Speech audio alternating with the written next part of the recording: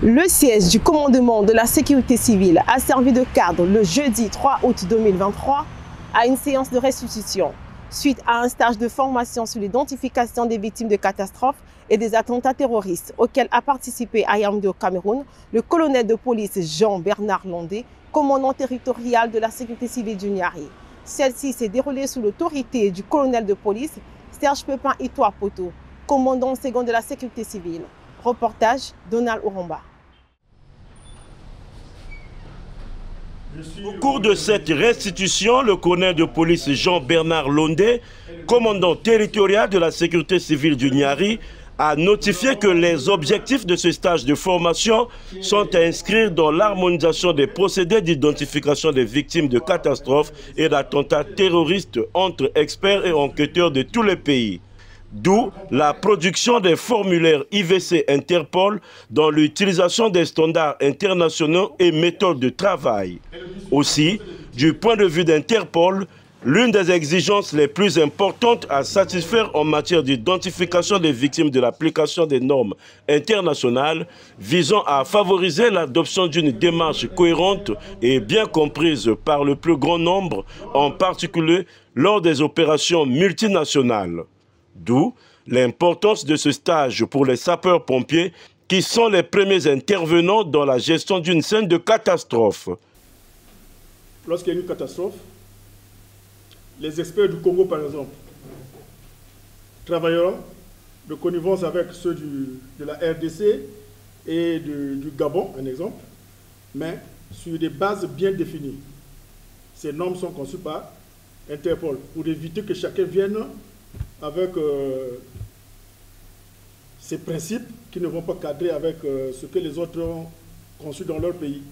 Donc c'est pourquoi, au niveau d'Interpol, on a adopté une théorie commune avec des procédés qui feront que les gens travaillent avec ces bases-là. Lors des victimes de catastrophes et d'attentats terroristes, 4 étapes nous permettent de réaliser notre travail. Un examen de lieu est nécessaire avant toute intervention. Lors de la production d'une catastrophe, souvent ce sont les pompiers qui arrivent en premier pour des différentes actions de secours. Lorsqu'il y a une catastrophe, les pompiers arrivent avec leur secours, ils font le travail qu'ils ont à faire. Après le travail des pompiers, il y a un autre travail d'identification qui se fait. Ce travail est fait par des experts. Mais ça n'exclut pas l'apport des pompiers. Les pompiers sont toujours là comme acteurs de la gestion de la scène de crime, mais au premier niveau, les pompiers, après avoir secouru les victimes, ont l'obligation de préserver le lieu du crime pour que les traces, les indices ne se perdent pas. Parce que ce sont ces indices sur lesquels les enquêteurs travailleront. Donc, vous avez été le feu, vous avez secouru les victimes, mais il y a le travail des enquêteurs qui doit se faire sur la base des indices qu'on va trouver sur place. Donc, le pompier a l'obligation de les préserver.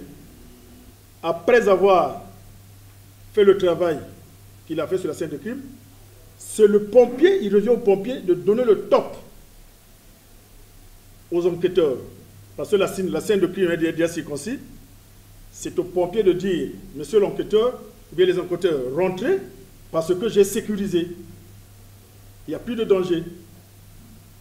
Donc le pompier a un grand rôle à jouer là-dedans.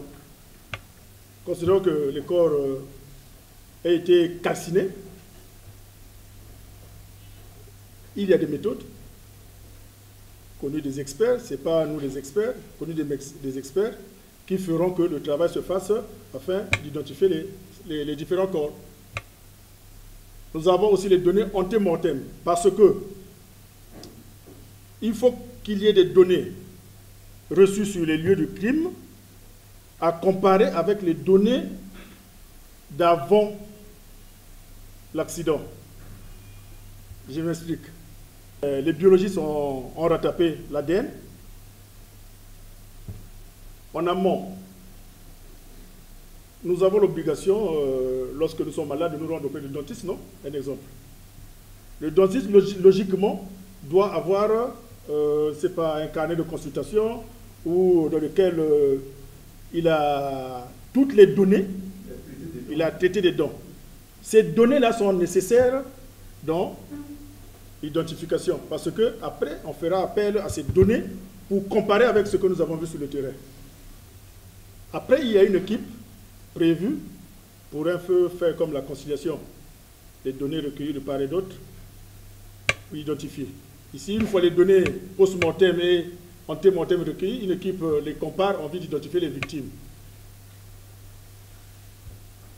Nous avons aussi appris que pour parvenir à une identification définitive, nous pouvons procéder par deux méthodes. La première méthode, qui est la méthode primaire, qui consiste à faire des